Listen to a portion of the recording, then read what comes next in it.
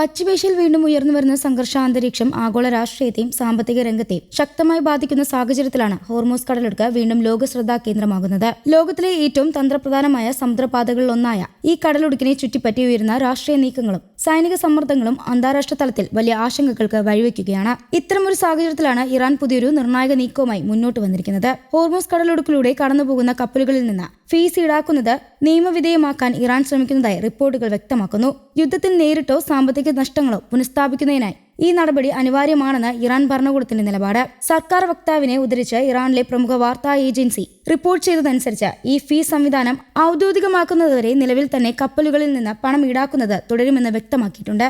ഈ നീക്കം അന്താരാഷ്ട്ര വ്യാപാര രംഗത്ത് വലിയ ചർച്ചകൾക്ക് തുടക്കമിട്ടിരിക്കുകയാണ്. കാരണം ലോകത്തിലെ ഏറ്റവും വലിയ എണ്ണ വിതരണ പാതകളിലൊന്നായ ഹോർമൂസ് കടലിടുക്ക് വഴിയാണ് ദിവസേന ലക്ഷക്കണക്കിന് ബാരൽ എണ്ണയും പ്രകൃതിവാതകവും കടന്നുപോകുന്നത്. ഈ കടലിടുക്കിലൂടെ നടക്കുന്ന ഗതാഗതത്തിൽ ചെറിയൊരു തടസ്സം പോലും ഉണ്ടാകുമ്പോൾ അതിന്റെ ആഘാതം ആഗോള വിപണിയിൽ ഉടനടി പ്രതിഫലിക്കും. ആയതിനാൽ തന്നെ ഇറാന്റെ ഈ നീക്കം പല രാജ്യങ്ങളും ആശങ്കയോടെയാണ് നിരീക്ഷിക്കുന്നത്.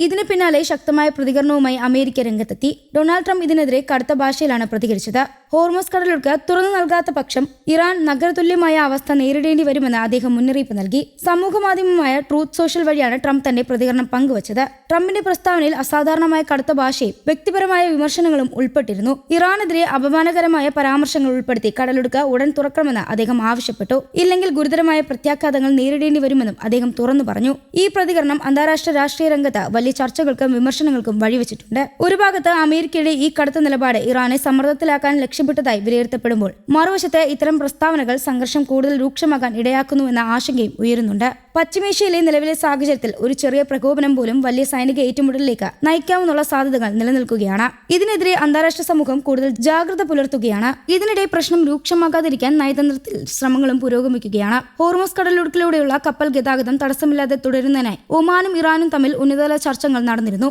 ഇരു രാജ്യങ്ങളുടെയും വിദേശകാര്യ മന്ത്രാലയങ്ങളിലെ അണ്ടർ സെക്രട്ടറിമാരുടെ നേതൃത്വത്തിലാണ് ഈ യോഗം സംഘടിപ്പിച്ചത്. ചർച്ചകളിൽ ഇരു രാജ്യങ്ങളുടെയും വിദഗ്ധരും പങ്കെടുത്തു.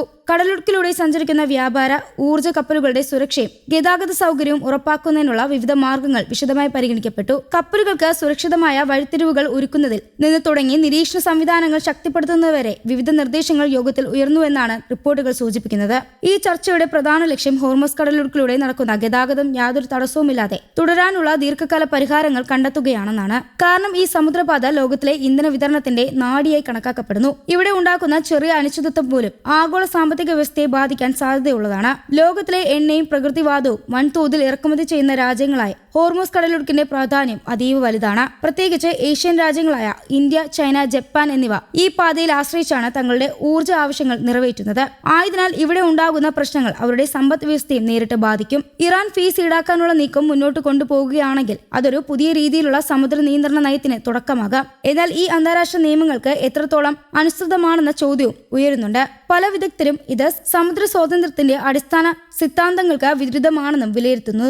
അതേസമയം ഇറാന്റെ വാദം വ്യത്യസ്തമാണ്. യുദ്ധത്തിൽ നേരിട്ട നഷ്ടപരിഹാരം രാജ്യത്തിന് ആവശ്യമുണ്ടെന്നും സ്വന്തം ഭൂപ്രദേശത്ത് പരിധിയിലുള്ള സുരക്ഷ ഉറപ്പാക്കുന്നതിനായി നടപടികൾ സ്വീകരിക്കുന്നത് സ്വാഭാവികമാണെന്നും അവർ ചൂണ്ടിക്കാട്ടുന്നു. ഈ വാദപ്രതിവാദങ്ങൾ ഭാവിയിൽ അന്താരാഷ്ട്ര കോടതിയിലേക്കോ ബഹുസ്വര ചർച്ചയിലേക്കോ നീങ്ങാൻ സാധ്യതയുണ്ട്. News desk Kerala Kaumudi.